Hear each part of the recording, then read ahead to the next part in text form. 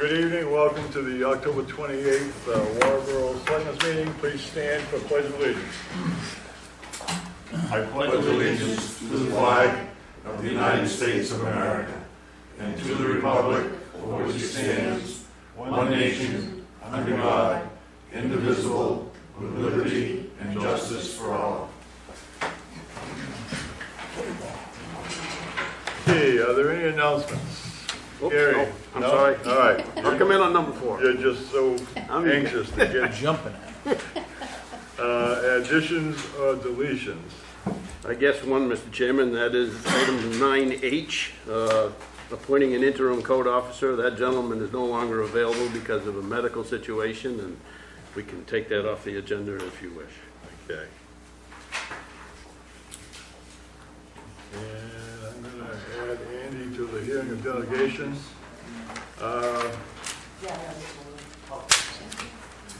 Do we need to add accepting a resignation? Oh, for Jason? Yep. We could do that under 9A or add a 9H, I guess. I guess so. Let's go to the end. Okay. Accept Jason's Strat's resignation. Does that require a motion? Yeah, I would say, I would move that we add item 9H to the agenda to address a letter of resignation. I'll second it. Okay, move to second to add 9H, a letter of resignation. Those in favor? Okay. Could I ask Chris to just, 2 minutes? Okay. I'm going to move ahead here with a hearing of delegation. Andy? Yeah. Or Tim? Hi, I'm Andy Cody from the Planning Board. I just wanted to kind of go over this driveway ordinance that was submitted to the town attorney today because we had a meeting with the road review committee back a few weeks ago, and the final draft of that ordinance came out today, and we saw it for the first time, and it's already gone to town attorney. And in speaking with some of the other planning board members, we kind of took a poll as to whether or not planning board was on par with these changes, and if we felt that it represented accurately what we had discussed and what we had talked. And we feel a little bit differently than they do, and I think we're looking at it from a different angle than they are. So we just wanted to go on record, and I want to read a little statement that I sent out to the other members saying how I personally felt about it, and seeing how if they agreed with me or if they didn't. And we'd like to get clarification from the selectmen as to what the process would be to getting this change, this driveway opening / change of use permit applied, because that is what we really have an issue with, is the language of change of use, because it went from an alteration of a driveway to a change of use, which totally changes who gets regulated by this and who doesn't. And I give you a lot of examples, but I won't take your time tonight. But I'm going to read the letter that I sent out to the other members to see how they felt. The letter reads, just got the so-called final draft of the driveway ordinance. I am totally floored by the lack of cooperation that the road review committee has shown the planning board. This is not negotiating in good faith. This so-called final draft has totally disregarded our input, and in return they have drafted a far more reaching and restrictive ordinance. They have now added change of use, which changes everything. On top of that, they have added even more restrictions in the application itself, none of which has been reviewed by anyone other than themselves. I will be attending this evening's selectmen meeting to voice my protest. I find it sad the government works this way. Please, and that's kind of mushy, but please let me know if you can attend. And I was asking the other members. Unfortunately, a lot of them could not attend here tonight. Tim came to support. So we just want to go on record that we're not all on the same page on this, just for the record.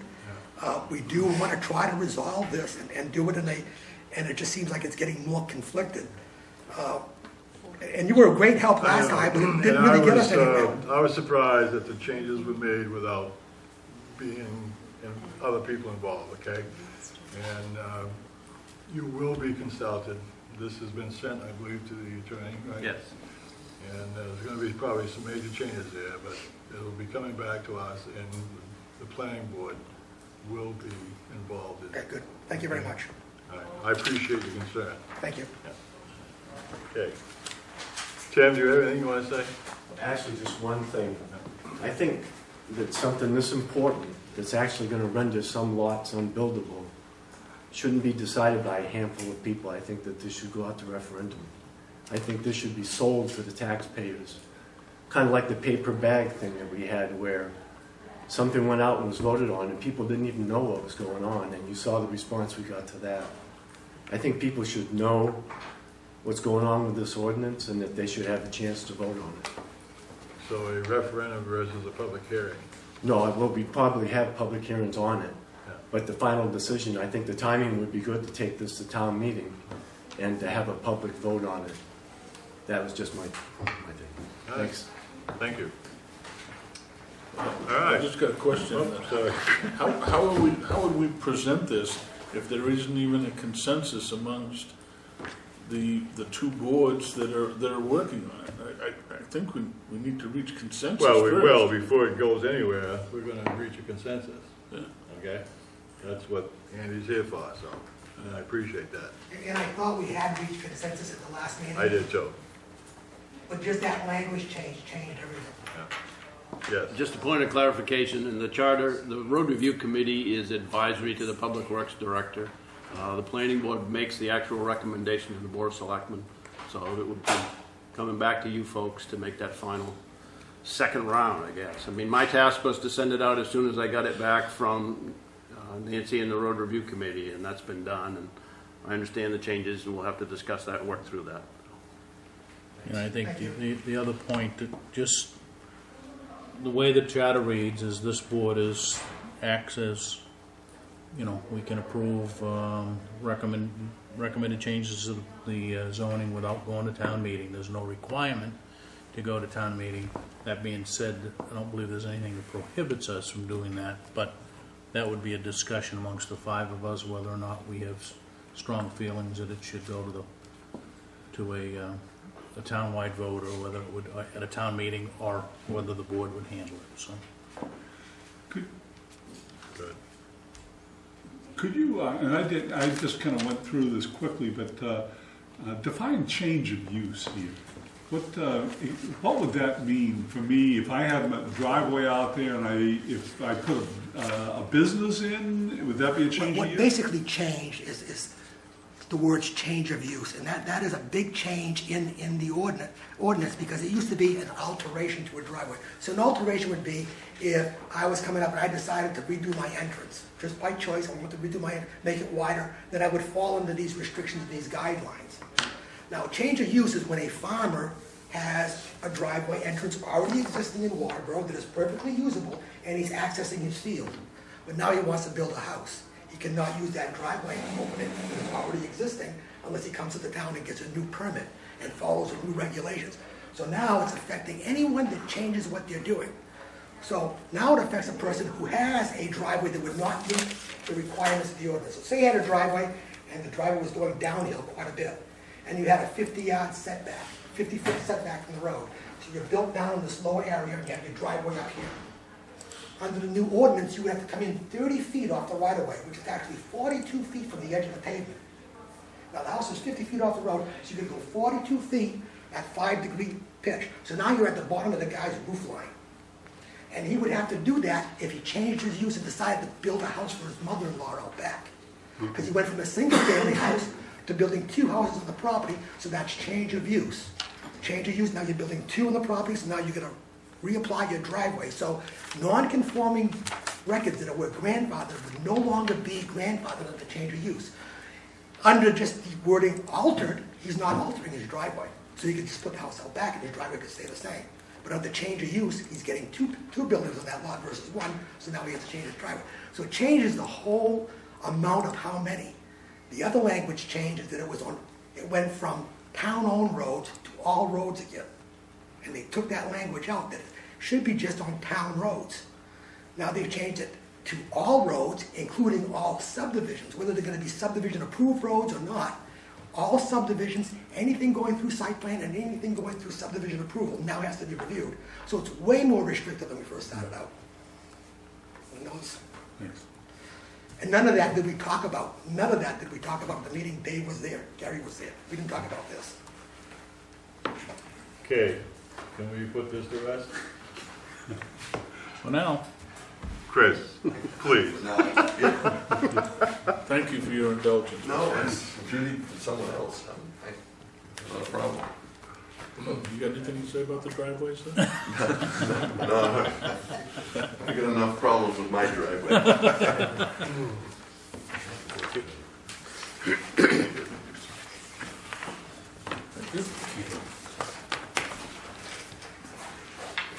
Well, again, I want to thank you for giving me the opportunity to spend a few minutes with you. Each year, I really do appreciate getting the chance to talk with you and the town of Shapley. Both of you request that I continue to come back and let you know about your high school, and I very much appreciate that. I'm going to go over a few things with you just to give you some updates. And very happy to say that I feel strongly that we call it Mustang Nation continues to grow. They have several positive things occurring at your high school, our high school, and I'd like to go over a few of those. So I'm going to go over some of the shared leadership structure, some program improvements, some of our data, and how some of the heavy lifting we still have to do. So on the first page, just again to give you a quick review, our admin structure for 14-15, we have the principal, assistant principals, athletic director, director of guidance, and instructional coach. There is a leadership team, which is made up of differing members of the administrative team and department heads. We have action teams which work on different important aspects within the school of things that we're working on, which involve all staff members. We have over 80 professional staff at the high school and 1,060 students. Obviously our department heads, and we have a student advisory council which helps advise me. We meet every 3 weeks and they share their thoughts on issues that affect them and the student body as a whole, and it has 11 student members on that. Some program improvements during this previous year, 13 and 14. MHS grading expectations were increased with students needing to demonstrate more proficiency. We're not allowing students as in previous, well, I don't feel like doing this right now or getting this in, and again, we're not talking all students, but some kids willing to take zeros. We don't allow kids to take zeros. They need to keep coming back and trying and putting a little bit more effort in.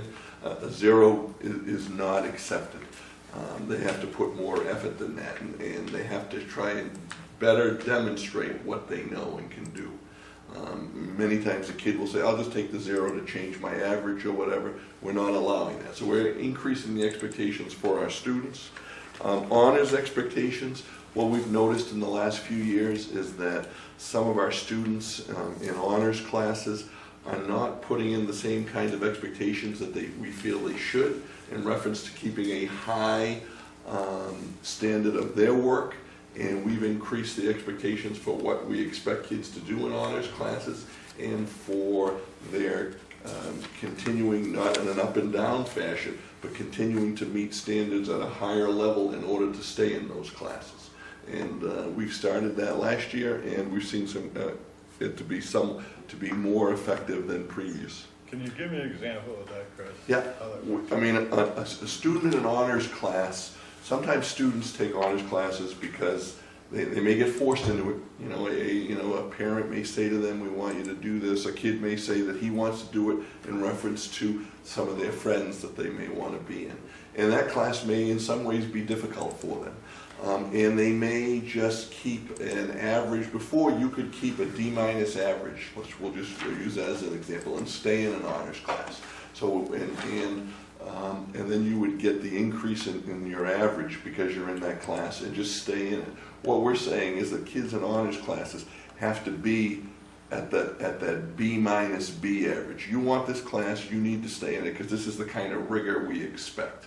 We're not going to let you stay in that class just getting by, because number one, either you don't have the interest, or number two, it's not the class for you. And we need to find another class where you could be more successful. Now, do you go like the first grading term and then determine that, or how do you?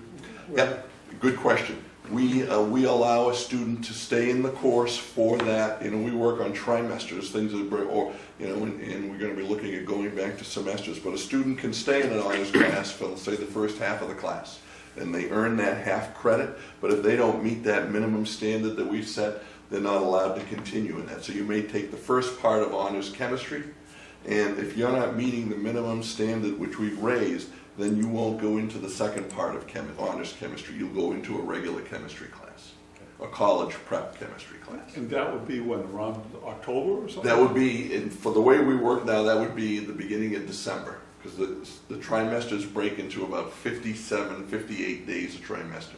So a student could earn a half a credit. They go every single day, an hour plus in the class, an hour in the class, and they go for 57 days. We've broken into 3 trimesters instead of 2 semesters, which would end at the end of January. Redos and retakes has a new process. One of the things that we started to do, again, this goes along with not accepting zeros, and having kids finish work that we ask them to complete, is redos and retakes. And we started a new process with redos and retakes to say, all right, you have an amount of time.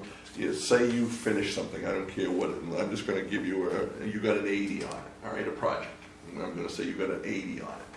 And if you want to redo that, retake that, and try it again so that you can show greater mastery or proficiency, you're given an amount of time that you can do that. And now they have a contract. They have to sign a contract, get their parent to sign it, and then they have to show what they're going to do to be able to then prove that they know how to do something even better.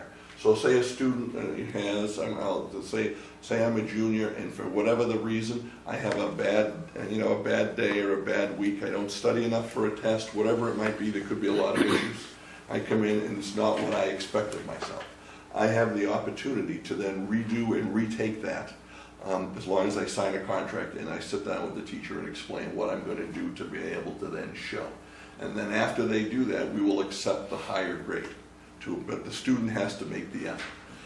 Students who do not do that and they fall below, say they fail, then they'll have to make that up in credit recovery school later on. We're not allowing them just to pass in poor work. Did I make sense of that, what I just said? It's great. The old way, an older way with assessments used to be, you get it, the first time you take this test, you get a 50 on it. And then now that's the only grade you got. Then the next test, you get an 80. And then we would average the 2 together. Our concern is you may have gotten a 50, but we're concerned with that other 50% that you did not know. We want you to restudy that information and show us proficiency with the information that you did not get. And the other thing could be, let's say the same thing, let's say it's a test and you got an 80 on it.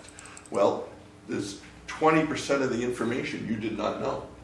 We don't want just the average. We want to be able to then work or give you the opportunities to show us with a little bit more effort that you can prove to us that the other knowledge that you missed the first time.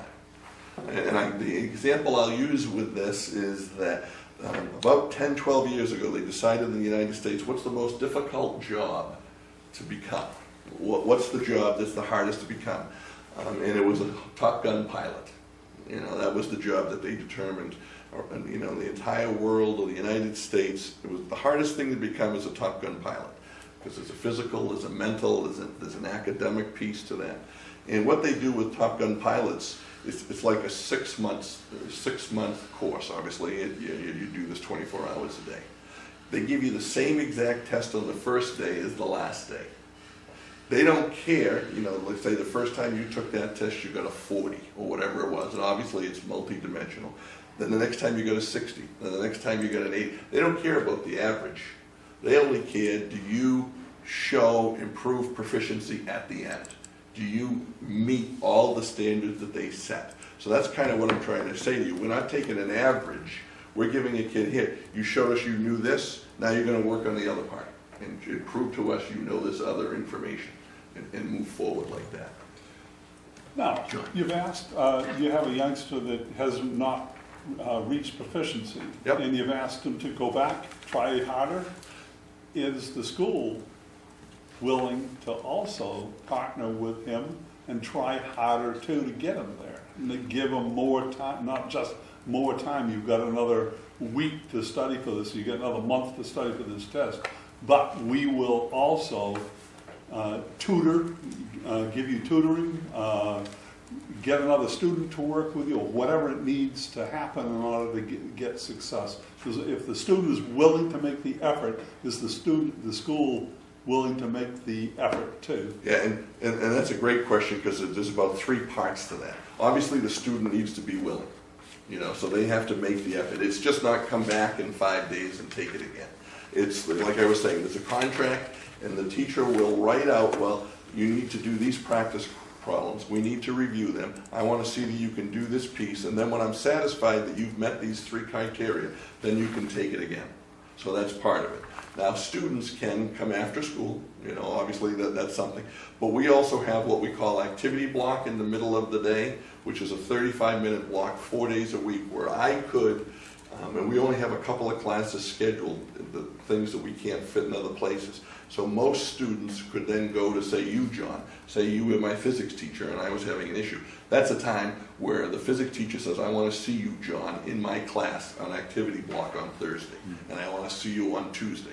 A week ago, I was sitting in a meeting, in a student meeting, and we were determining when a student was going to come back with the parents there and with the teacher, and we just, and well, it wasn't we, I just said, you're going to be there Tuesday and Thursday the next 4 weeks.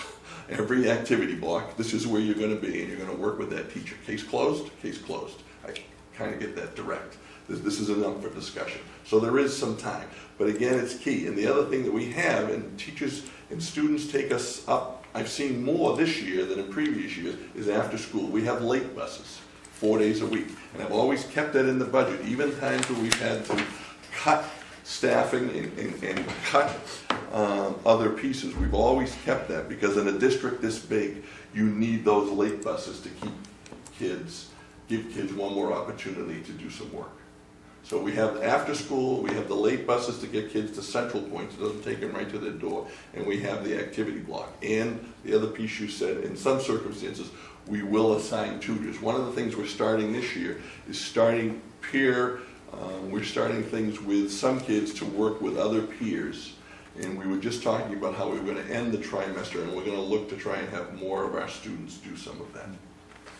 Now, these activity blocks, are you finding that is this something new this year? No, we've been doing these for several years. Okay. Now, how often are the kids utilizing that time?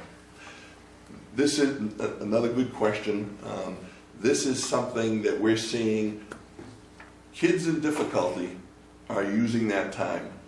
Kids not in difficulty, we'll say, don't seem to be using that time as productively. So that's one of the things we want to look at, of how we do that. And one of the things I'm going to be talking to our leadership team about is, do we need as many of those? In some ways I'm thinking they do, because we need those opportunities to find time. But I do have a concern that our kids, a majority of our kids are not using that time as well as it could be used to, say, do homework, or to even do a redo with a teacher on something. I know that's a universal problem, but in sort of a follow-up, I don't know how to word this so it sounds right, but do you find that the kids that do the redos a little more motivated than, there's a large percentage of kids that do not take advantage of getting a better grade? Yeah, and I'm not going to use the word motivated, I'm going to use the word engaged, because I hear too many times, well, that person isn't motivated, or that kid isn't motivated. No, we haven't found what motivates them. I don't believe, I'm not trying to be a wise guy when I say know. It's That's why I how do said. we engage them? We aren't, if I was to say, I'm going to give you a percentage, say I could say that 45% of our kids could take advantage of redo and retakes, I'll just pick a number. I would say that maybe a third to a half of those kids are taking advantage of that, at the most. Yeah. And so that's that thing when we talk about how do we engage kids to see it's got value. And that's one of the things that we have difficulty with, in trying to show how important either the subject matter is, or to make the subject matter more interesting to some of our kids. Yeah. I mean, this is universal throughout education, and that'd be a good topic to look at some point. We are, and not just because you brought it up, but we are actually, our leadership team is going to look at that tomorrow in reference to, because we've heard it from students, we've heard it from parents, we've heard it from staff about kids who are not engaged, and what do you do? And you know, and people are pulling their hair out. What do you do about these kids that aren't engaged? And people will say, what do you do about these kids that aren't motivated? No, there is motivation. We just haven't figured out how to connect it. And that's with, and I would say, you know, when you think about it, we need to stop having this separation of subject matter learning and integrate more things. I mean, everything that each of you guys do in your work and your life is integrated. We don't just talk about this one little thing, and my business just doesn't do this thing. It's integrated to this, it's integrated to finance, it's integrated to transportation, everything. And we have to do more of that with our instruction, because our kids are not seeing how things are connected.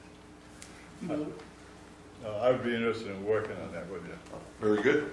You know, there's a double-edged sword, and that is that the schools are pressed to graduate a higher percentage of students.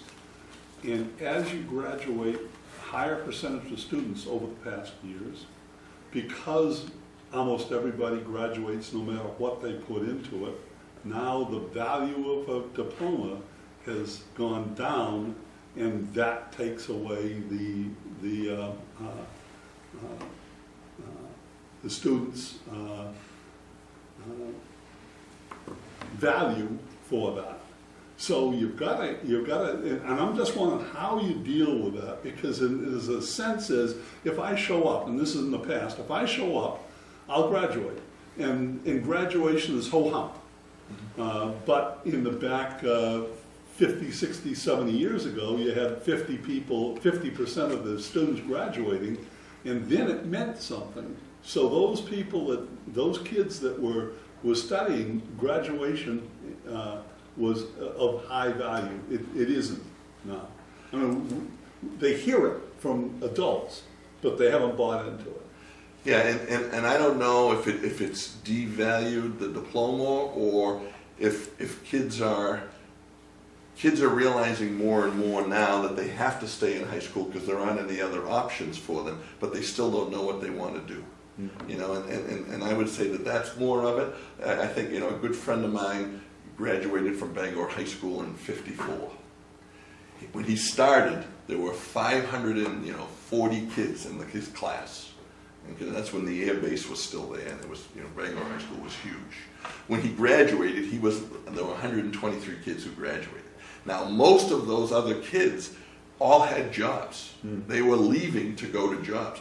Our kids can't do that now. There aren't those jobs. I mean, most of those jobs are gone. You know, we've seen it.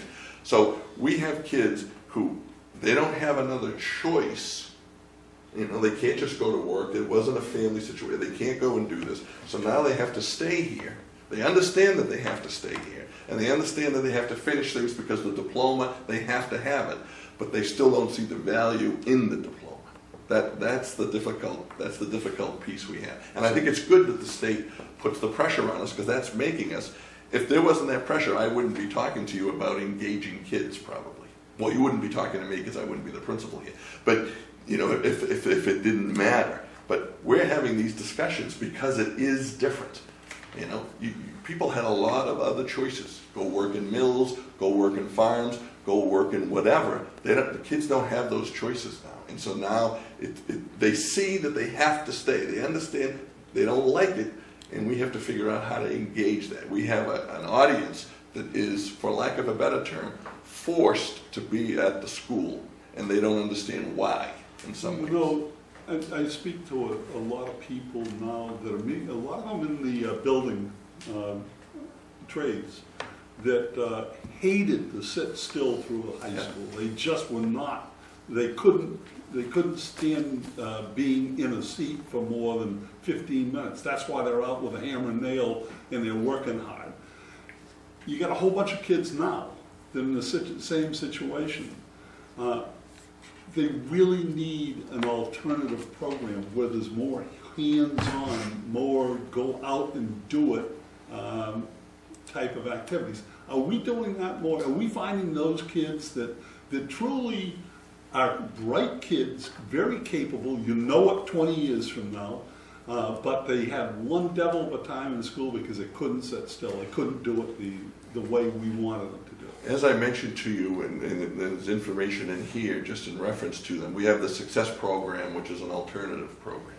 And that was because we brought that in because we found more of our students needed to be instructed in different ways.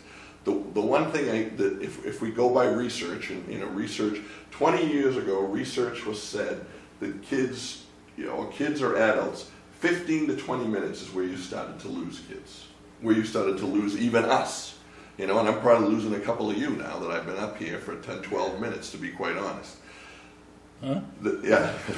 then research said 13 to 17 minutes. And now the research says 12 to 15 minutes. People start to lose interest in whatever, if it's not something they love, after 12 to 15 minutes. That's when they start to lose it. And part of it is because of technology, part of it is because we can bring things up so quickly, and we can basically demand things that we never, I can't wait to go see that movie. It's going to move up here, in a couple of months, and we'll get to see it. No, I can just go look for that movie, and it's out yesterday, I can see it tonight. Just because, I can just bring it up. So part of it is the culture, part of it is how kids and people are learning, but part of it is we're learning more information. So I'm going to say to you that a lot of those people who, whatever, said, well, I can't sit still, they were right. Most of us can't sit still for a long, unless you love it, unless you love the subject. And the chances are most kids aren't going to love all 6 or 8 subjects they're taking. And I was in just 2 classrooms today. I'll make this quick. Both teachers were doing a really good job in the classes I was in. But I could see students starting, and they were doing some activities, and students starting to lose interest around the room, because I was looking for that. But then when the teacher changed activities, everybody came back in. And it's that changing activities every 10 to 12 minutes is a key for learning. We know that now. Good. One question to Yes. follow up on that.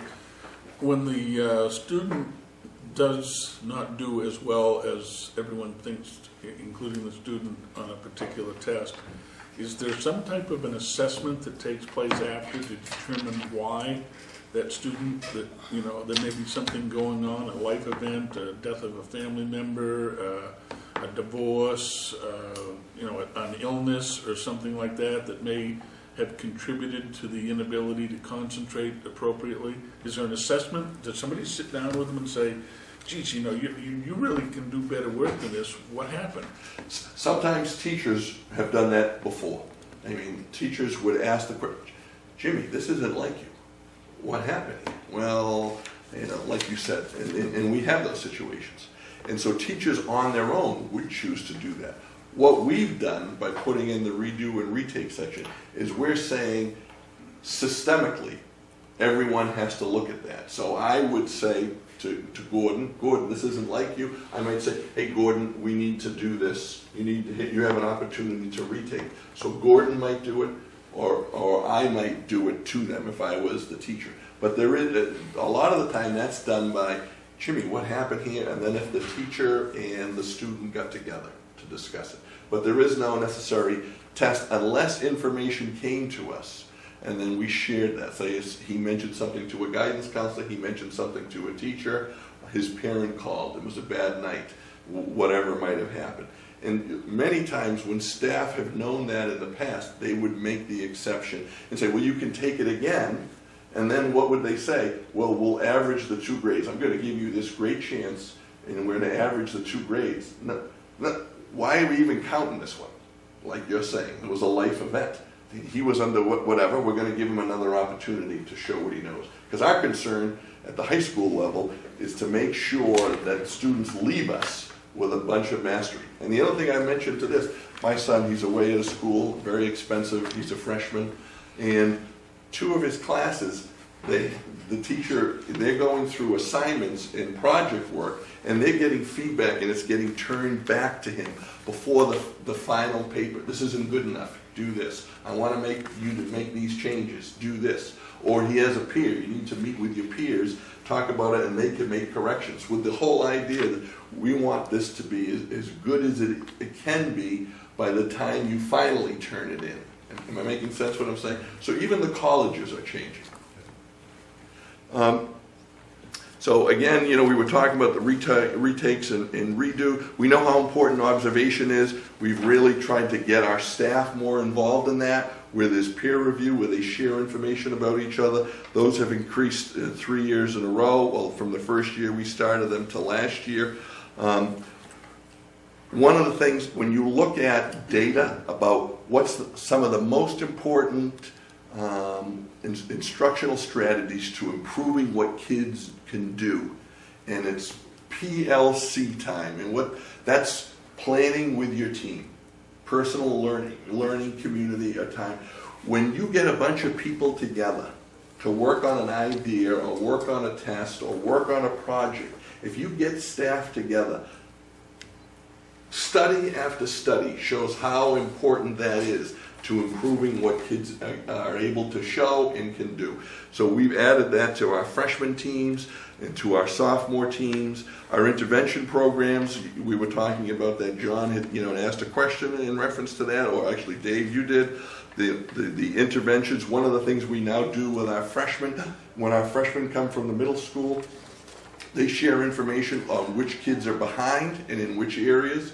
And so we have a freshman intervention for those students who are behind in certain targets or skills, and we add them into a class to try and build up what they missed at the middle school or were not able to show proficiency yet. So that's another one of those interventions that we have added. And moving into the technology world there, we are one-to-one now, and so our students, one of the things, we have a tech integrator who is working again with the idea of integrating its use in students. We now have a student group that's helping. As you know, many students know much more about technology than staff.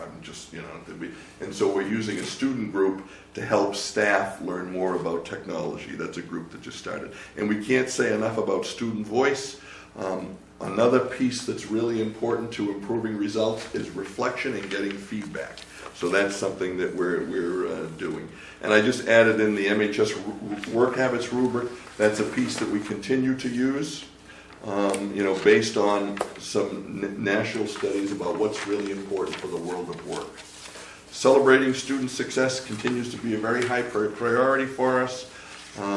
We are now mostly using email and calls home. We're not mailing things, but we do give parents the option and guardians, if they don't have an email address, that they can get things mailed to them if they so desire. But we're really trying to do that. It's much more instantaneous, and it can be much more effective because it's, instead of making a call, leaving a message, trying to find someone, we do more of that instant getting it through email, excuse me. Some MHS data, course failures have now reduced 4 years in a row. When I was hired 5.5 years ago, we were headed to 1 out of every 5 courses at Massabesic High School being failed. Almost, we were heading towards 20%. We're now below 4%. Part of that is because of redos and retakes. Part of that is definitely because of staff. Part of that is because of interventions. And now we're working with some of those kids like you had shared, John, who have the most difficulty with learning for whatever the reason is. They've not had success before, and or they suddenly had a life change. And so this is the most difficult group of students or instructional problems that we have. So course success rates have obviously improved 4 years in a row. The graduation rates, we've been very pleasant. Before 2010, I think it was 73. In the last 3 years, you can see 82, 85, 83%. And that's the highest real 3-year average that our school has ever had. MHS received a grade of C from the state, up from a D. I'm not going to celebrate a C, obviously, but it was up from a D in 12-13. The reason we had a D in 12-13 is we didn't get to the 95% or more of the kids taking the state assessment on a Saturday. We fell just below, and so we dropped an entire grade per the system that was set up. This year, we received a C, which ranked us 74th out of 122 high schools in the state of Maine. Not where we want to be, but that's where we are. Of the 58 schools with grades of C, we were 47th. So we were in the bottom 15% of schools that received a C grade. Again, we want that to be better. I'm just giving you the facts.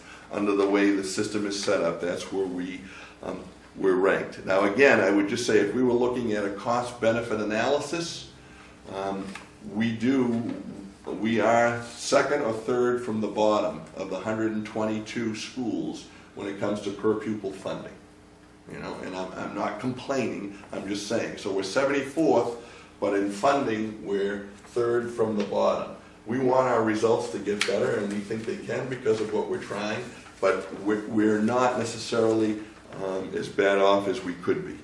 College attendance rates, and these are kids who actually go to school, not students that just get accepted. Our college acceptance rate is higher. It's closer to 70%, but these are the rates of students going to 2- and 4-year schools. So you can see that we've had 54% of kids actually made it in 2010, and 54% of students in 2013 actually attended. We have more kids now being accepted to college, but about the same percentage that make it, and a lot of that is based on money. I mean, that's one of the difficulties we have, is that our population is not able to afford certain schools. We are seeing more of our kids. We're happy that a large number of our kids are looking at the 2-year colleges, but that's an area that we want to see overall improve. The college attendance and actually getting there. Could we just visit this here for a minute? How many of your kids, and I'm not picking on Massabesic, but how many of your kids are going to 2-year schools? They'd like to go to a 4-year school, but they're going to the 2-year school because of remedial, they need some extra work here. Yeah, I'm not I can't actually tell you what that number is. We don't see kids going to 2-year schools because of remedial issues, because we have kids going to both who have remedial needs. And I can get some information to you about the remedial needs for those schools, but I wouldn't say that we see, well, I can't get into a 4-year school, so I'm going to a 2-year school. I don't think we actually see much of that. It's much more based on a value, on a monetary value. And it's also, some kids are pretty smart in reference that if they go to a 2-year school, which is less expensive, those credits can now in the University of Maine system switch to a 4-year program. So they'll save 60 or 70% of the cost of what it would be to be at UMO or USM by going to ICCC or SMCC. But I don't know, we haven't seen any data. That's a really good question, Dave, but we haven't seen any data that says... I asked the question because I've read in 2003, there was a major change in the state of Maine on the purpose of these 2-year trade schools. Yep. And they became basically geared towards junior colleges, along with the trades. And it was touted that, we're doing great, we've got a waiting list, and a lot of these kids are coming because they can't quite get into the 4-year schools and they just need some boning up. And I have a problem with that because I feel the 2-year schools were set up for trades and low tech. And that's what they should stay, not to become a junior college. But, I mean, and looking at the big picture, with this proficiency that you folks are working on, I would think that eventually those kids will not be graduating with the remedial needs. I mean, I know you're not gonna reach all of them, but Right. it's gonna be a better situation. The 2-year and the 4-year schools, excuse me, are still both doing the same thing. Like the AccuPlacer is a test that the University of Maine system for 2 and 4-year schools uses. And we now give it to our sophomores to try and get a feel where they are so we can base a plan that all our sophomores at the end of this year are going to be taking the AccuPlacer so we can see where they are and how much farther they have to go to meet a minimum standard for a college or a 2-year or a 4-year school. But the 2-year schools and the 4-year schools are giving the same test. Now their scores are different. The 4-year schools in some way, I mean, just the community college scores are different. You don't have to take a remedial course at UMPI, no, not UMPI, I'm trying to think of, SMCC and YCCC don't have the same standard of what the score should be. That's kind of the problem. But both the YCC, SMCC, USM, and UMO are asking their students to either take AccuPlacer or whatever their SAT was, and if they didn't meet a certain, they're both expecting to take remedial courses to bring it up, which don't count to their degree. That's the thing about these remedial courses. They will not count towards their degree, so it's an extra cost for a course that they won't allow count to make the degree. So both of those groups are doing that. Chris, these kids that are getting into college and not going, this is a kind of a concern. I'm wondering if the time with the guidance counselor spent with the youngster looking into the college should be spent also with the parents, helping them prepare. I mean, you said you have a youngster in college right now. Now, I bet just even with your education, it is very difficult to get money and go through that whole situation. Very complicated. And a parent left alone on that didn't go to college themselves, and they got a youngster that's kind of that wants to go in that direction. I think the parents need as much counseling through the process as the kids do, and maybe if the parent knows how to get there with their youngster, maybe the percentage will build up with those kids that get in that actually go. Yeah, and we're trying to increase expectations on parents too, to be a little bit more involved. They used to be, as my kid gets older, the parent involvement gets less. And you are right, it is very complicated, and it can be complicated. We haven't figured the best way. To be honest, in some of these situations, it's not, the student has to learn to advocate for themselves. And we will help them in YCCC and SMCC, especially for a family who doesn't necessarily have a college grad, even a 2-year school. And I don't mean even, I'm just saying that we're finding more and more that we just have to expect students to step up, and it's the training of the students that's going to make the difference. Because in a lot of these situations, it's the student that's going to have to do it. And so I'm agreeing with you, we want to get the parents more involved, but with some of our families, if it's not a money issue, it's a transportation issue, there are all these other things that just even to go to a day school, just to get to YCCC, can be difficult for some, especially if they live in Limerick or whatever. How do I get there, the drive, it's going to take this much gas, I'm going to need a vehicle. And so there are a lot of things. One of the things we've thought about is,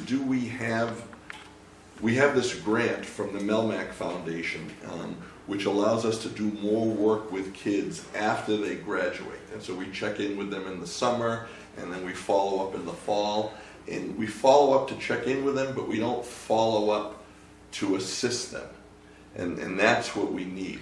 We need to somehow do it sooner, bring the kid more involved, and then help the student make that next step. But it does come down to money in many instances. But when you see, I've talked with a lot of parents who say, my kid is high on us. And I said, you got some $60,000 schools out there that he might be able to get into. There's no way we can afford that. However, do you know that at that $60,000 school, you might get $45,000 paid for because they have huge endowments. And if you're not making a large salary, you might get almost all of it paid for, where you would end up paying more at UNH than you would at Princeton. So people don't know that. And if they could get with the guidance counselors back when the kids are in sophomores and juniors and know that they have an opportunity to possibly send their kids to these schools because the money is out there for them. No, you are right, the money is there, and we need to find new ways to try and connect with them. But I will tell you that our guidance counselors are pretty involved with kids in saying, all right, here's the steps, here are the kind of colleges you want to look at, this is the kind of aid you can think you can receive, then how do we come up? I mean, it's pretty much a formula now, and you can figure based on the school and based on the endowment, you're going to get a certain number, which means you're going to have to pay a percentage. But it's also in having the parents, because some of this information we don't have. I mean, we don't have any of the information about a parent and a family when it comes to finances. And a lot of families don't want to share that information with us. So that's the other thing. We can't necessarily help them go through it unless they want to give us this confidential information. So you're right. We got to figure out how we do that better. And part of me says, not the counselor you have at the school, maybe just a person who that's their job. So it's not like you're talking to someone who you've been working with them for 4 years. Here's a person just on finance. We make them available to help you. And that's what their job is, and they don't share any of that information with us, because that's always the thing, confidential information.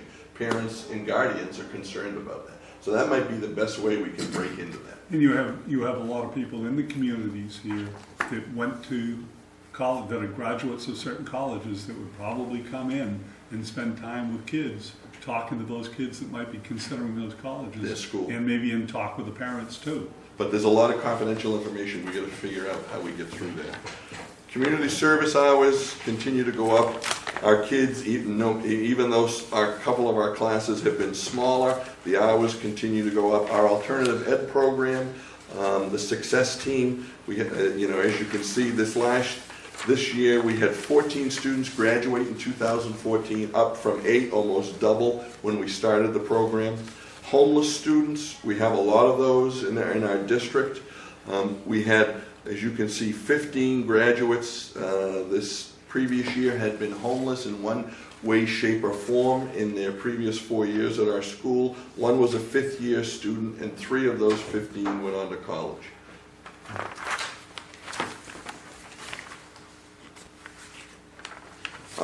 College course enrollments, we led the state in 2011-12.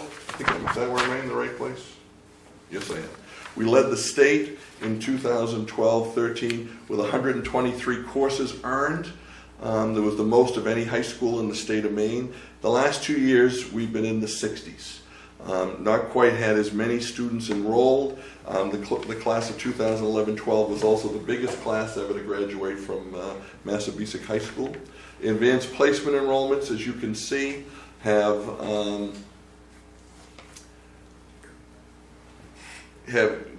been gone up the last few years, and then we saw a drop this year with a few less. SAT scores, our SAT scores have seen a drop. We've gone from, in our league, from 9th to 10th, and from the 28 largest schools to 16th to 19th in our overall average.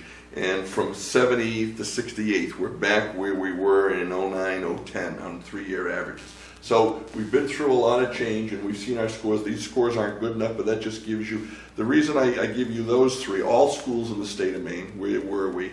The SMAA, which is the league we play in, and that's all the big schools, basically, in the state, except for, but that's all the big schools in the south. And then the 28 largest schools in the state, any school from 800 to Thornton Academy, which is 1,400 plus students. So you can see our scores have dropped a little, but it still gives you a comparison of where we fit in that group. Is this drop, I mean, has that been consistent with this particular class? No, I can't answer that. It's not something that hit our radar screen that we were expecting. One of the things, we have been through a lot of change, and we do see some engagement issues, but I don't have that answer. I don't know. I've seen classes that just.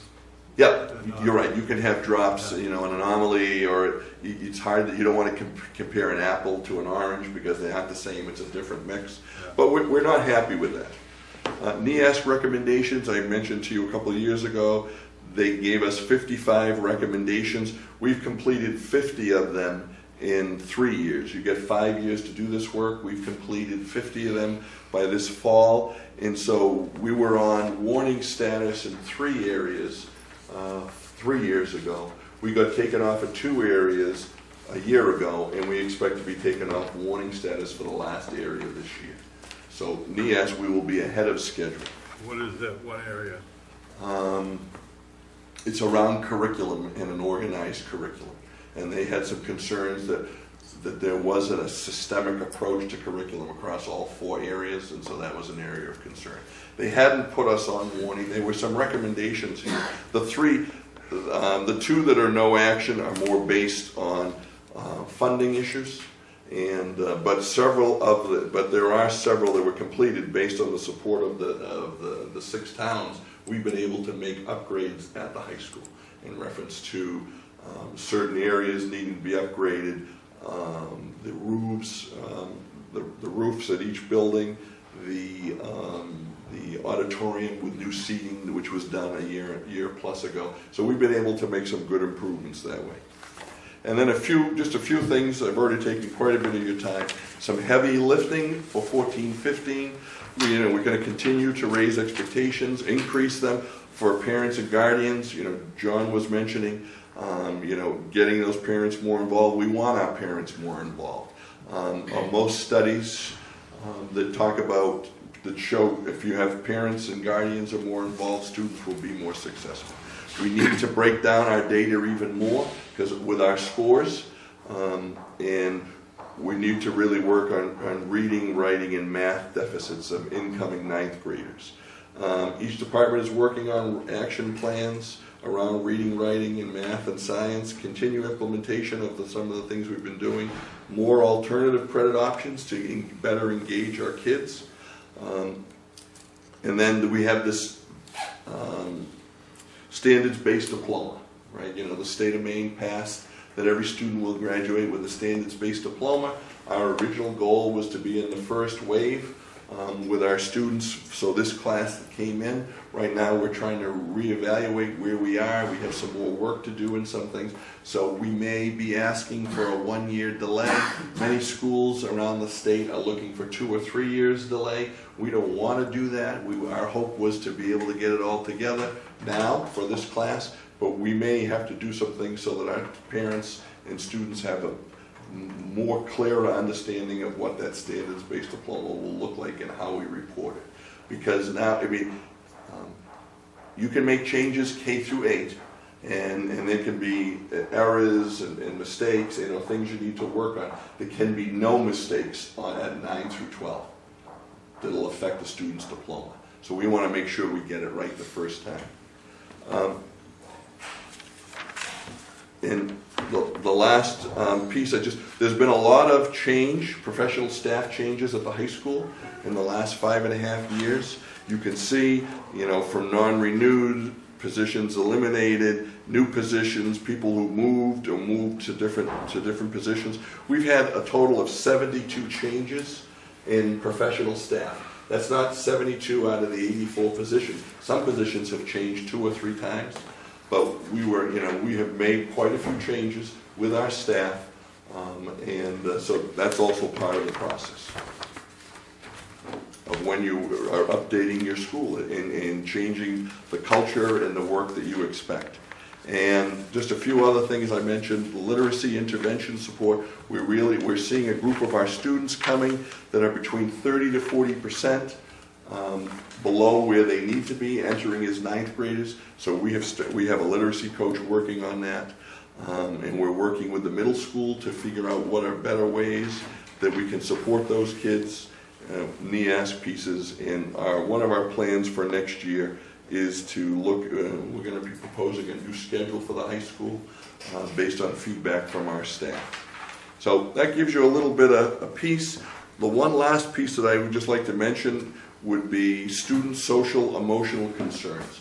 We are seeing, when we look at our data from our surveying our students and participating in state surveys around drugs and alcohol and so forth, we are seeing that we have a large number of our students above the state or county average that are self-reporting their involvement with alcohol and or drugs.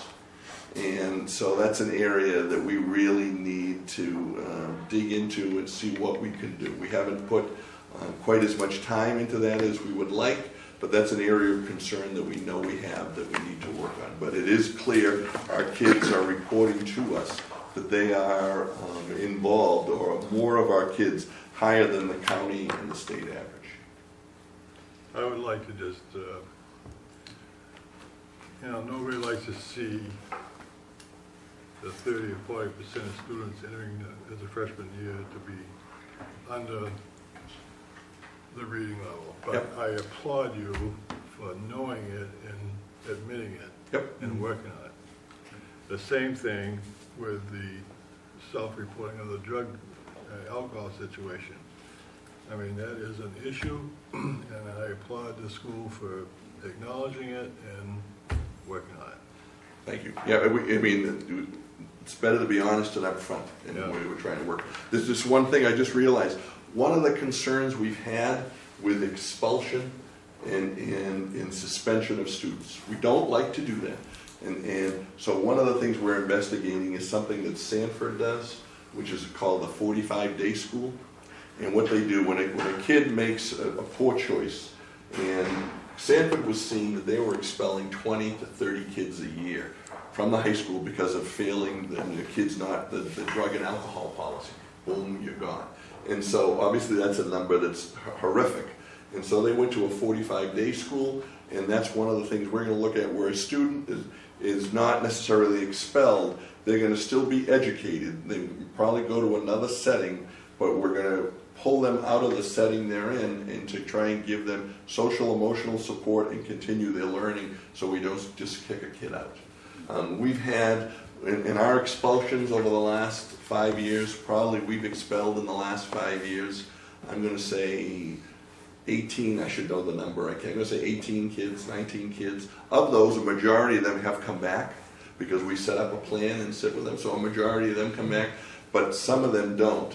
And so we need to figure another way, because expulsion and suspension, when you look at the data around kids who get suspended, and the more days, the less chance of being successful. I mean, you get the idea. So we got to figure a better way to do that and deal with that as a population. One last thing is, you can see we're very interested. Dave and I have worked in this field, so we're very, very interested.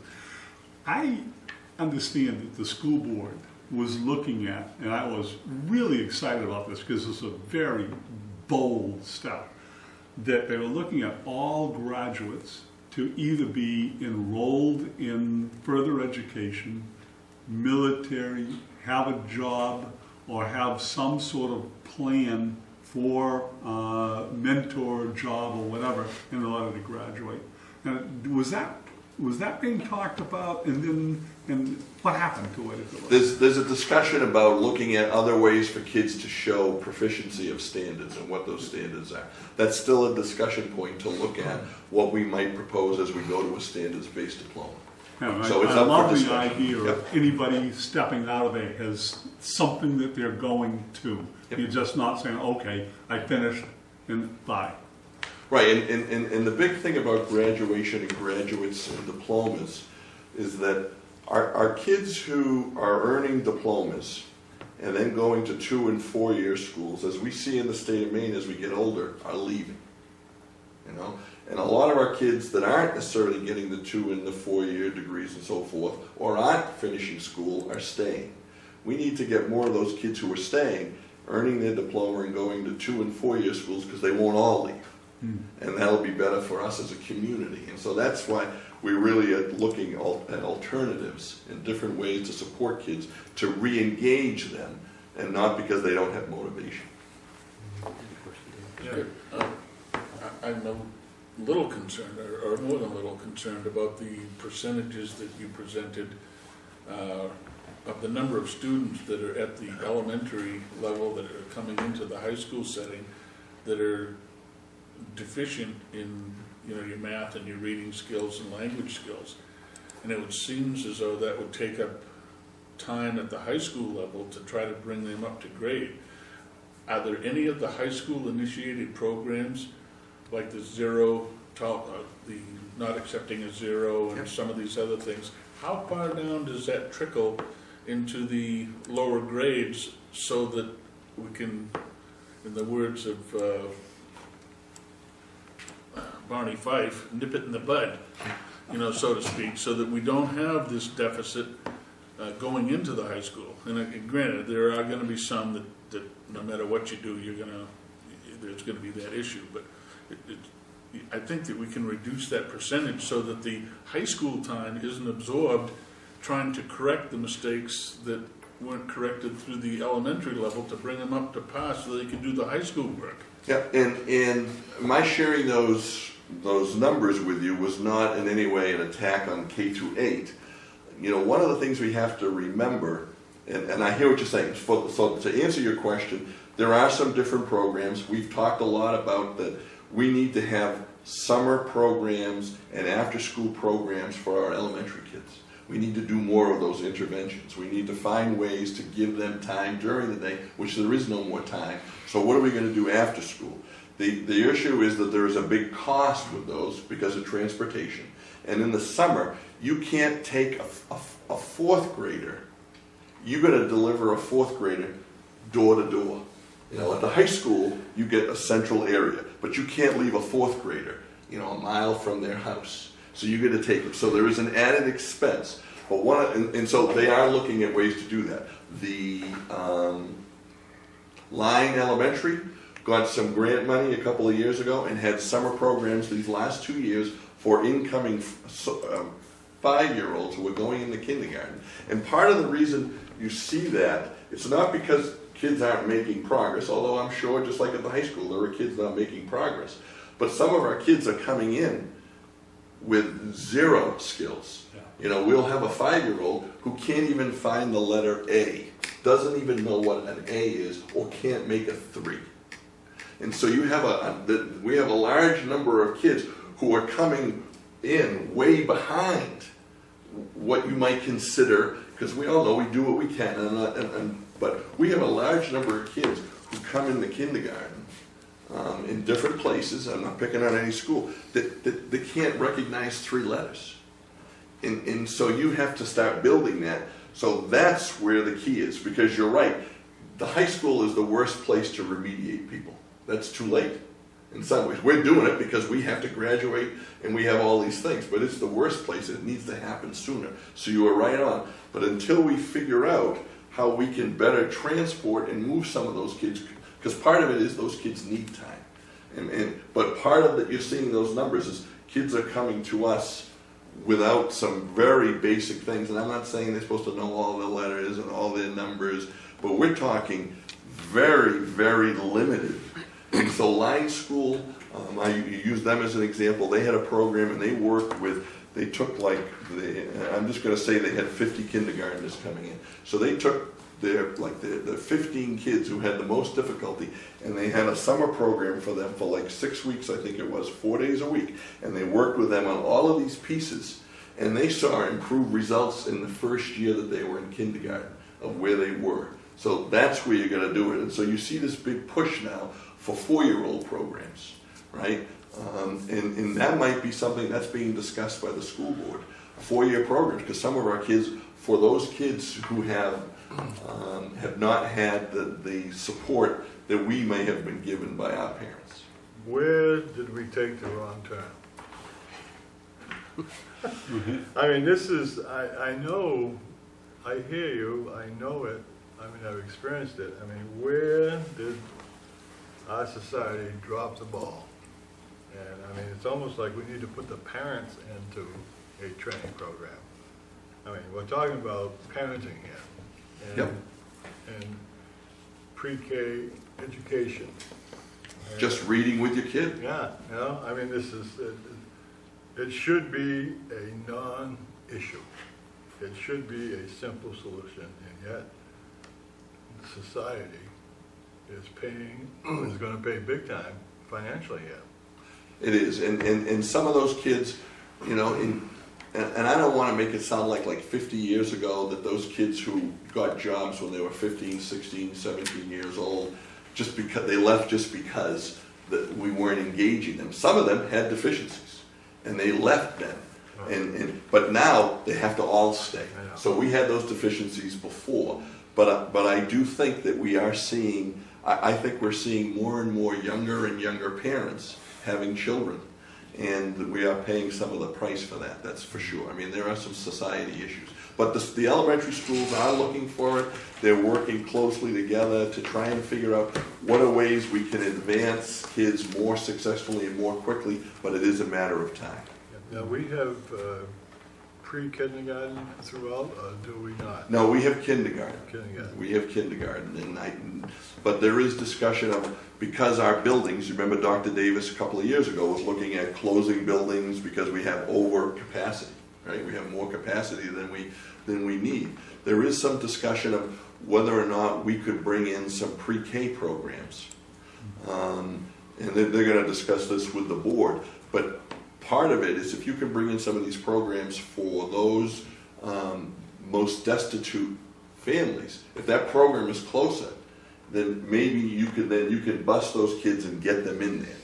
But those programs are few and far between around our district. If we were more like a city, and I can't think of the correct name of the program, or I would say it, but some of those 3- and 4-year-old programs for families well below the poverty line would be very effective. And I know that they're having just a few conversations. There's no promises here. I'm just sharing it. You brought it up. But that is one of the things that we could look at within our district. And I know Dr. Davis has mentioned to us. Is this a way where we could bring some programs in so we can support some of those families that need the help? And the last thing I would say about the family structure is I think we're seeing more and more people splitting up and leaving each other than before. You know, there was, you know, in some of those it's a good reason, but I think in others it's just, so now you have this poor mother with 2 children, and what is she supposed to do? I know, it's a dilemma.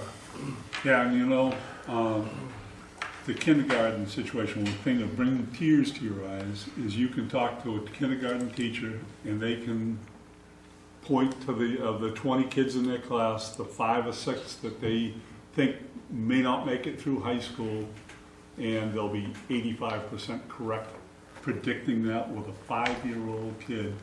And that's very, very sad that there seems to be very little the school is able to do in order to change the course of that youngster that came in with that deficit.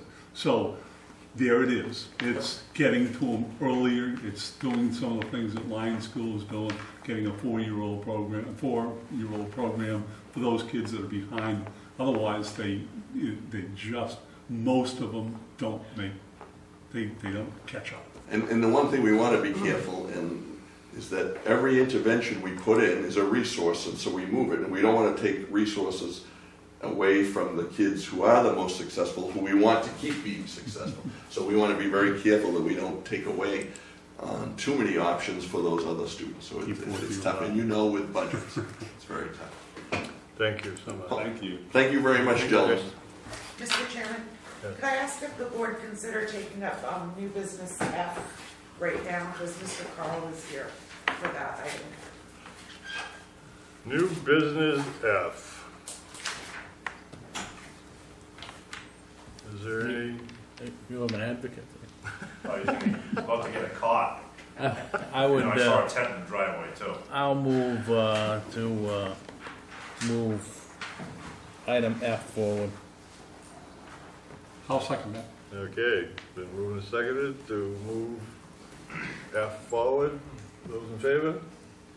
I just thought Mr. Carl would enjoy the conversation, being a former educator.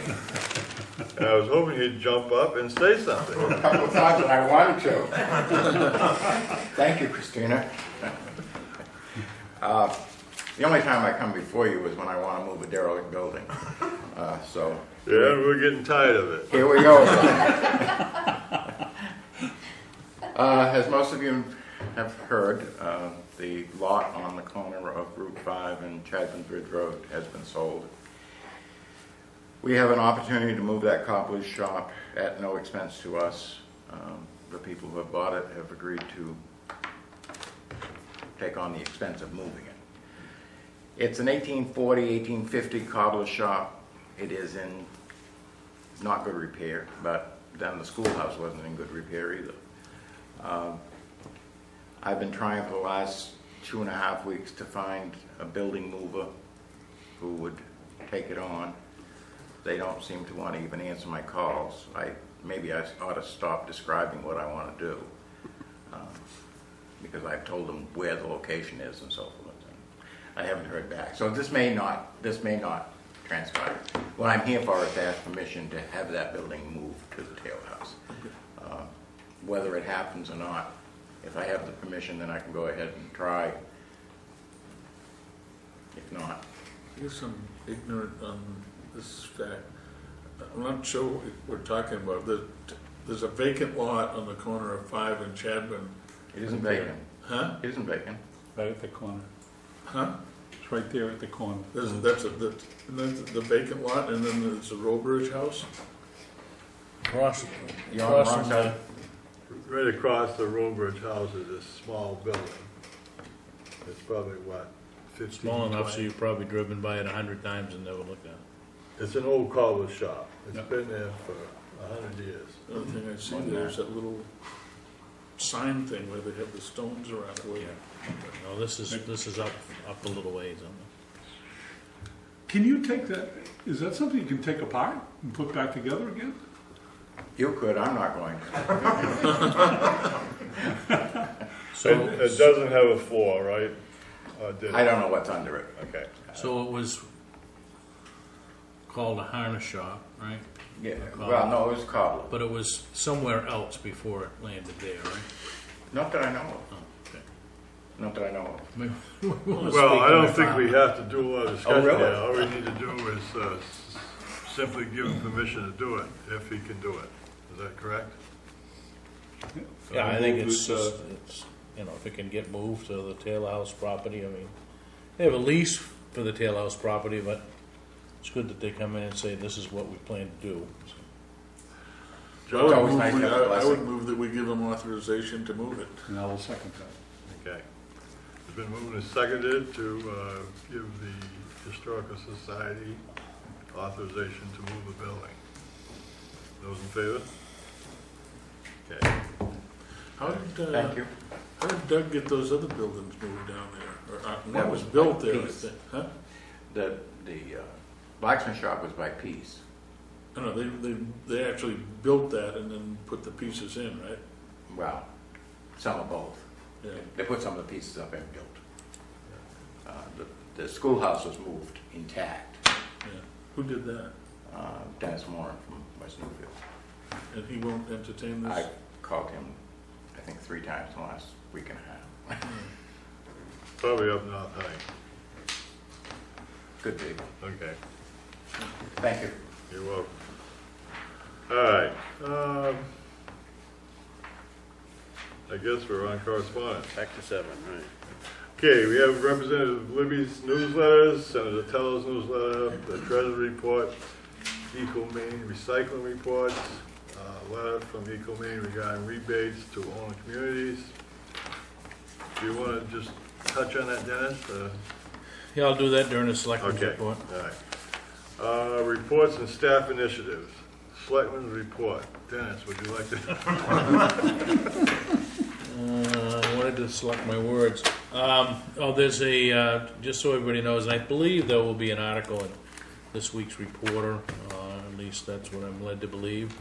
The EcoMaine finished fiscal year 14 in a very, very favorable position, driven by really 2 things: a huge increase in recycling and the ability to move that recycling off to different vendors, and also a fairly significant increase in power generation, which led the board to make a decision to take $1 million of that money and rebate it back to the communities based on the tonnage, average tonnage. So town of Waterboro will be getting $40,423.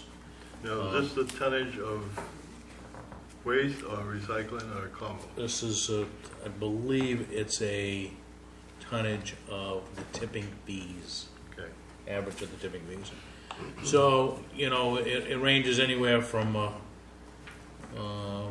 few $1,000s all the way up to, I think Portland picks up almost $200,000.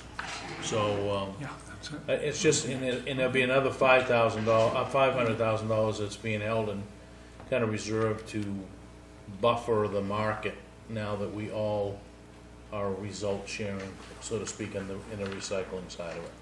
So another, you know, just another, I guess, case with, you know, we lived with this thing for many, many years, be it RWS or EcoMaine, however you want to refer to it, and I think it's now paying dividends for, I mean, we're probably $220,000 in the last 4 years. I know, it is very sweet to hear that too, because we did take a lot of criticism for being in there.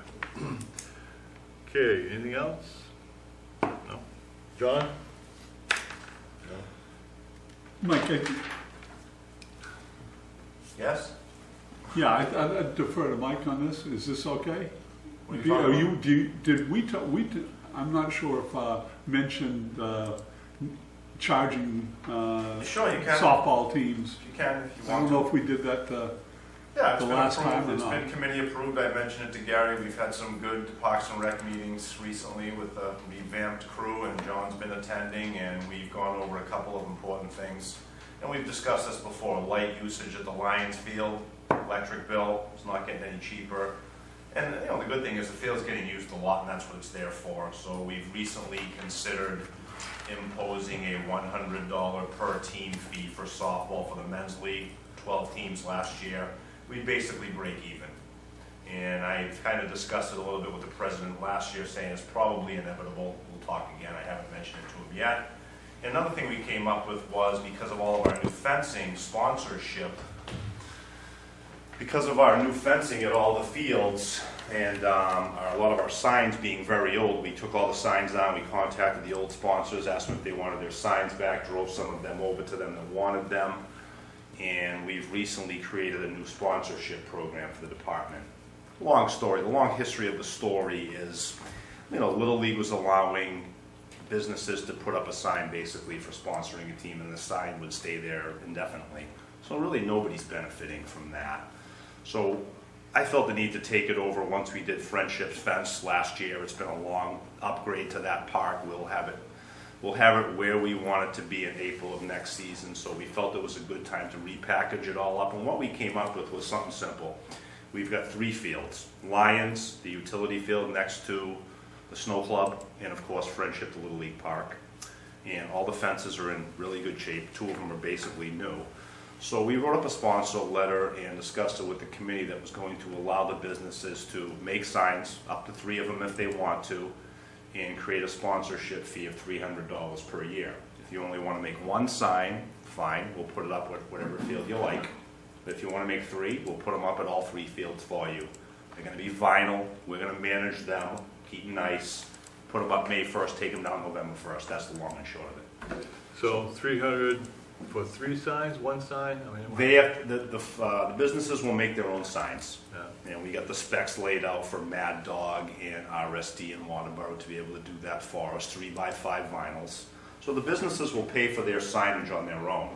And then in order to have us manage them and be a sponsor of Waterboro Parks and Rec, we're asking for $300 per year for that Is privilege, that regardless if they have 1 sign or 3? regardless. Oh, okay. Yeah, so it's up to them. I mean, it's in their interest to probably hang 1 in each place. They are kind of, you know, Lions is 8 miles away. And Lions gets used till 10 p.m. at night 5 months a year. But the Little League Park is, I think, has a real affinity for that, watching the little kids play down there, and it's a nice field, and we get people from all over the state coming down to play there.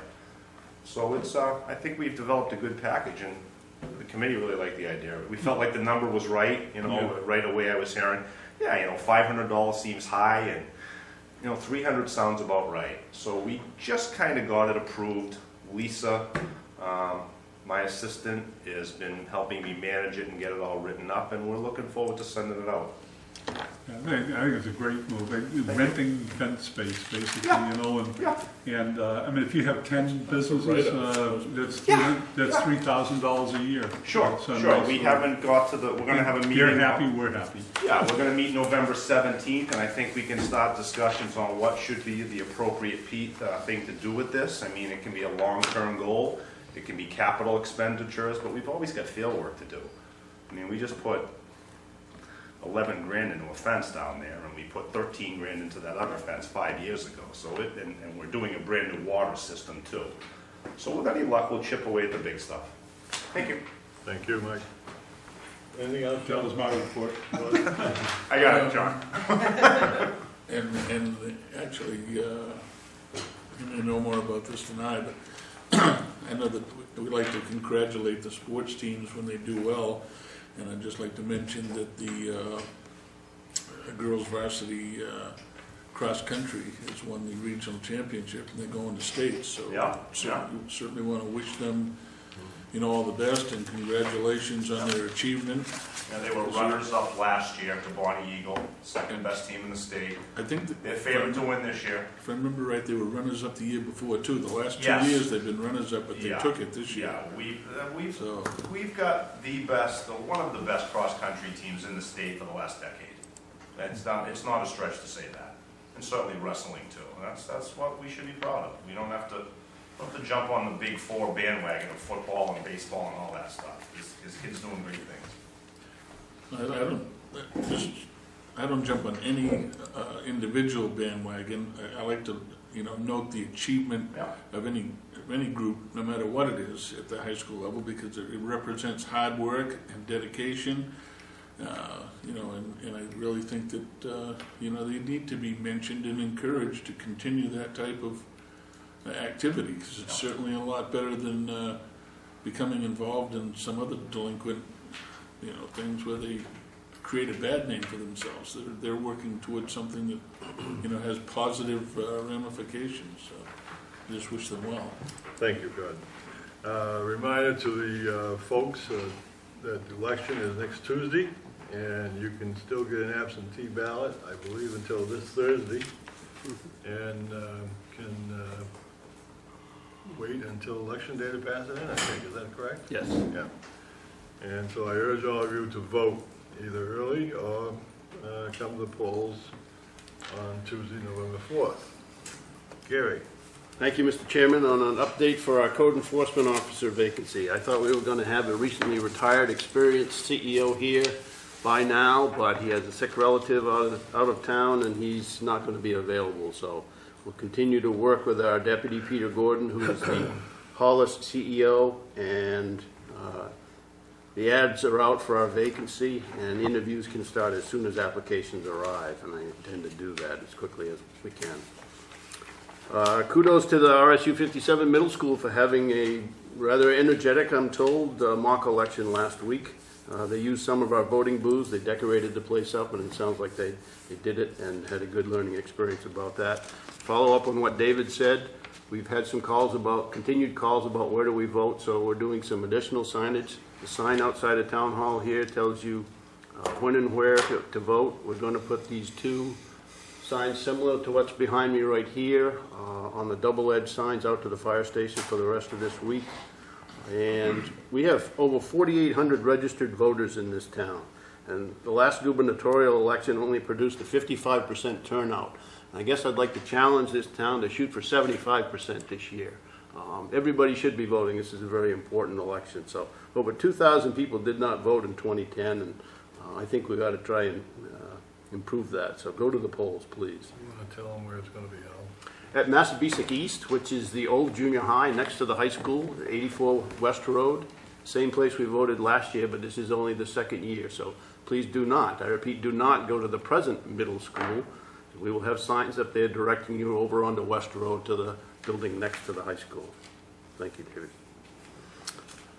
Driveway ordinance, we heard an update from Andy. That came in yesterday and it's been forwarded to the town attorney. The work on Deering Ridge Road continues for at least the rest of this week and possibly Monday or Tuesday next week. We're not sure. They hit ledge in the last couple of days that changed the scheme of life up there. Culvert and subsurface drainage is being done. The road will be closed from 9 a.m. to 2 p.m. Had some concerns about delivering mail, and I was working on those yesterday and today, and some other concerns over the road being blocked. There are flaggers there, so when you can safely pass and go through, they'll let you, but sometimes there's a big hole in the road, and you simply are going to have to go around. We apologize for the inconvenience. Fire Chief and I are taking a hard look at health insurance. We're going to hopefully learn the increases tomorrow when we meet with a representative from Maine Municipal and take another look at whether or not we should consider some or all participants moving to the high deductible plan to greatly reduce our premiums from about $200,000 to well under $150,000, banking those savings to pay out-of-pocket expenses for employees. So stay tuned for more on that subject. And lastly, the Business Summit, which is November 21st from about 8 to noon over at the Grange Hall. This is a very important meeting that the business community should turn out in force for. I'd like to have at least 50, if not 100 people there that day to talk about what we want Waterboro to be over the next decade and into the future. And I think that's it from me. Thank you. Okay, thank you. Oh, next meetings, I'm sorry. Because of Election Day and Veterans Day, the 11th being a holiday, the next Selectmen's meetings in November will be the 18th and the 25th. Thank you. Thank you for that reminder. Okay, new business. Discuss vote on 3 board and committee appointments. What's your pleasure? I would move to appoint Lisa Hughes and Lee Nelson? Susan Rocray to the EDC and Lee Nelson to the planning board. I'll second that. Okay, moved and seconded to appoint these 3 individuals, 2 to the EDC and 1 to the planning board. Any discussion, further discussion? Those in favor? Okay, 5-0, 4-0, sorry. All right. Discuss vote to appoint Waterboro primary and alternate members of the Saco River Corridor Commission. Do we have names or? Sean Shoemaker is willing to serve as the lead, but we do not have an alternate at this time. So we can appoint Sean as the primary. So I would move to reappoint Sean Shoemaker as the primary member of the Saco River Corridor Commission. Second. Okay, moved and seconded to appoint Sean Shoemaker as the primary member of the Saco River Corridor Commission. Any discussion? Those in favor? 4-0. Okay, discuss vote to approve renewal of a junkyard permit for Richard and Robin Levine of 1190 Main Street. Has everything been looked at and approved? I don't have any reason for denying it. Okay. What's your pleasure? So moved. Second. Okay, moved and seconded to approve a renewal for a junkyard permit for Richard and Robin Levine at 1190 Main Street. Any other discussion? Those in favor? 4-0. Discuss vote to approve renewal for junkyard permit for Danny Lasky at 1533 Goodwin's Mills Road. So moved. Second. Okay, moving and seconded to approve junkyard permit for Danny Lasky, 111533 Goodwin's Mills Road. Those in favor? 4-0. All right, discuss vote to approve the Massabesic Lions Club State Games of Chance licenses for Beano and sealed tickets for the 2015 calendar year. So moved. Second. Okay, moving second to approve this. Those in favor? 4-0. Okay, we've taken care of F. G, discuss timing, methods, upcoming sale for tax foreclosed properties. Gary, do you have that? Well, we're down from the 70 that we had many months ago. We're down to 57 properties that the town legally owns. And the ordinance that we have for tax acquired properties, I actually made copies. While you're looking at this, the sales may be by public auction. Under section 2 there, which is highlighted in yellow. So I guess I need some direction from the board here. Is that the first thing that you want to do? Would you like to have a sealed bid to see if we can reduce some of the labor costs here? We do know we have a few interested abutters that are calling me regularly because they want to buy properties. I would say that's 3. It's not a lot. But I'm sure we can drum up some other interested abutters as well. But I need your direction whether you want public auction right out of the gate here or sealed bids. Do you have a minimum bid on these, or? Oh, we will. We'll have. Yeah, the minimum bid is what's owed to the town. I've totaled everything up as to what they owe as of a week or so ago. So, yes. Good first step. I would say to liquidate those that we can initially by, those that have indicated interest, and because we've got to publish it first anyway, so that'll bring in other people that might be interested, and those remaining that we can either do by the bid, or I know we had some discussion about assigning it to a real estate agent, didn't we? At one time. Yeah, to see if they couldn't, promote the sale of the properties. I mean, I think in section 1 you can do that.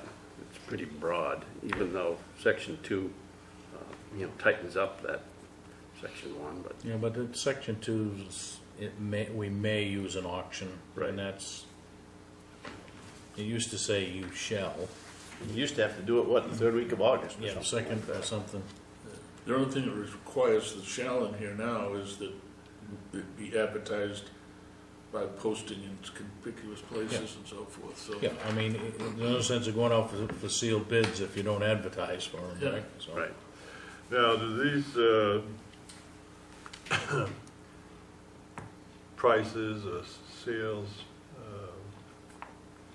the fixed price that we're doing, I mean, it's obviously the taxes and any liens and any other cost involved? I mean, are we, All of that would be added up as the Okay. minimum Yeah. bid. okay. Yes. And all the administrative costs could be part of the minimum.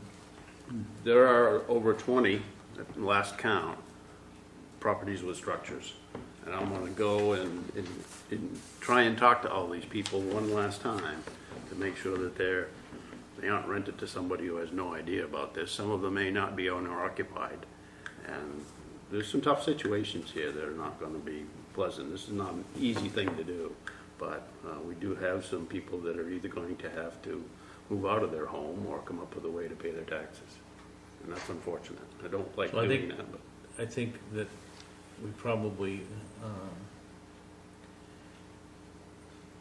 my suggestion is let's do as soon as possible those vacant properties that are on the list, because we don't get into issues of eviction and all of that stuff with those.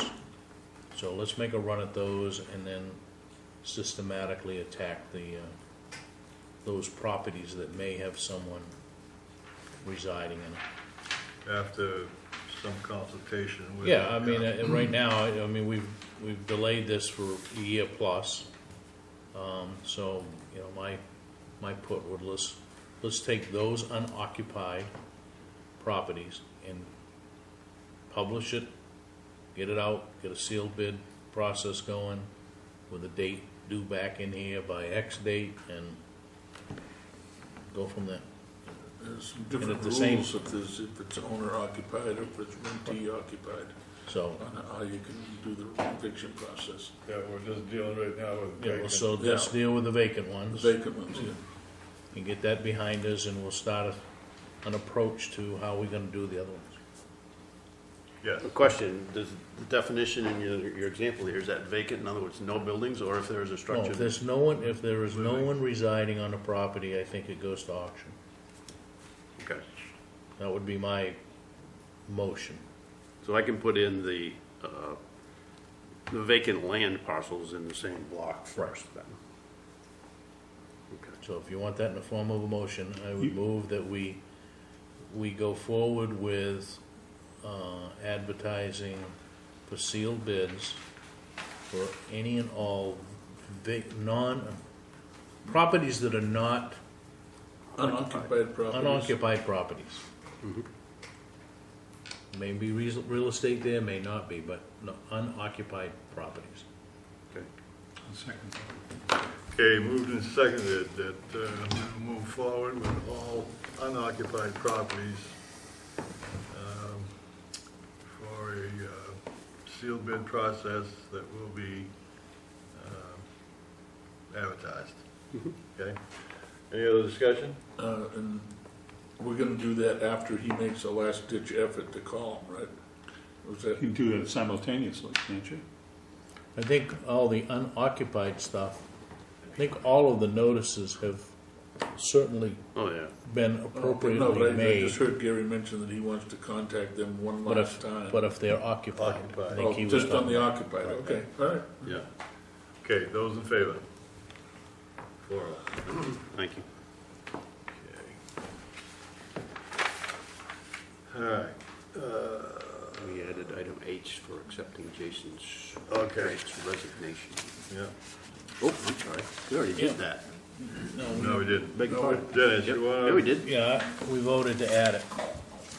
Yeah. Oh, just to add it, or we Yeah, So we I added would, it. I would move that we accept with regrets Jason Stratz resignation from the EDC ex officio position due to his relocation. Second. I'll Second. that. Okay. Those in favor? Mr. Chairman? Yes. Jason has been the treasurer for WAB for many years too, and we certainly missed him leaving the district. He's been wonderful for WAB. He does a lot, especially with the fuel assistance piece, and just made me think of a reminder that our annual meeting is Monday, November 10th.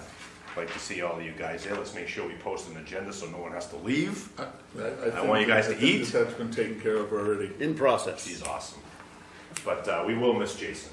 Jason will be at that meeting. Yes, I know. Yeah. Okay. And so will the new EDC committee members. So will many new potential officers.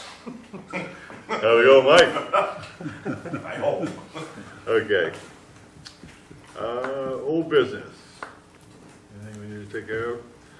Other, discuss and vote on to approve the minutes of October 14th, 2014 regular meeting. So moved. Move to approve. Do I hear a second? Second. Second. Those in favor? 4-0. Pending decisions, do we have anything, Christina? No? I don't know if, maybe I got it under old business or pending, but do we have an update? I know that we're in limbo as far as our CEO is concerned, but has the interim one or the old one made any, what's the status on the sales place? Oh, the what place? The car sales? No change. I haven't had time to go over there and dive into that. Yeah, okay, We'll just have to do that with the new person. okay, no, I'm just wondering. I'd love to, but can't get away from the phone and a variety of other higher priority items, so. Yeah. Okay, week's action list. Next meeting is gonna be the 18th, was it? Yes. Quarterly review. Quality review. It will be taken up. What else? Christina, do you have anything? There is another applicant for the ex officio vacancy on the EDC, so I'm gonna see if they're available to come for, prior to your meeting Okay. at 5:45. All right. Do we still have some public safety openings? Yes, Okay, but it is something to fill up, yeah, good. you know, so. And let me put a plug in for the fact that we desperately need some transfer station recycling committee members. I hope to be able to talk to a couple of folks after next week about that. Okay, Can we, is it, well, it's probably not our ability to do it, but may I suggest to WAB that they extend an invitation to the prospective ex officio to go to the annual meeting? I thought he was coming. No, the one we voted on tonight is going to be there. But she said there is another applicant, Oh, but we won't be able to take it up until after your meeting, so I'm suggesting that maybe you Yeah. My guess is he's already When I invited. contact the person about the executive session, I'll mention that they may be interested in. yeah, we'd love to have him come, certainly.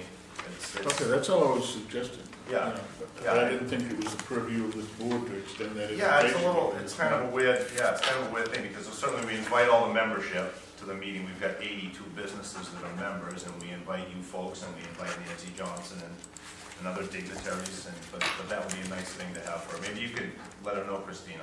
I will. And if you need me to do anything, please, I'm happy. okay, other items for agenda items, 2 weeks from now? Okay, very good. We need to sign the minutes of October 14th, the Saco River Corridor Commission appointment, junkyard permits, and the Massabesic Lions Club game of chances. You can go online for the reminders. I'm not gonna read all of them because there's about 20 of them. I think they scroll them up. Scroll on the right up credits. after we're done. Yeah. Okay, Mr. Chairman? Yes. Sorry, our final senior luncheon and the kickoff to our fuel assistance fundraiser, you already did that too? No, No. your voice is so soft, we can't hear you. September 13th, we're having our annual WAB-sponsored senior luncheon at the Snow Club. We do it every year. It's been a great thing. We start the kickoff to our fuel assistance drive, and to date, we've raised a lot of money. What month, Mike? This month, November. Well, Okay. November 13th, is that right? Yes. next month. Thursday, November 13th. John comes to all of them. It's been a nice thing. We try to do at least $2,500 for fuel assistance every year. And I think our total since WAB has started is well over 25K, so it's an important thing that we take very seriously. Thank you for doing it. I won't be able to attend that. I have a prior commitment that's gonna, No problem. so I just say that so that you know, it's not that I'm not interested, it's just I have another engagement. We'll take your money. I thought Gordon was gonna say he's too young to attend. Oh, I have a new AARP card. Oh, good boy. Okay, reminder, next Tuesday is voting day, so hope to see you there. And thank you for being with us tonight, and good night. Move to adjourn. Night, Mrs. Calabash. Okay, move to adjourn. Second. Moved and seconded. Those in favor? Good night, Irene. And Christine.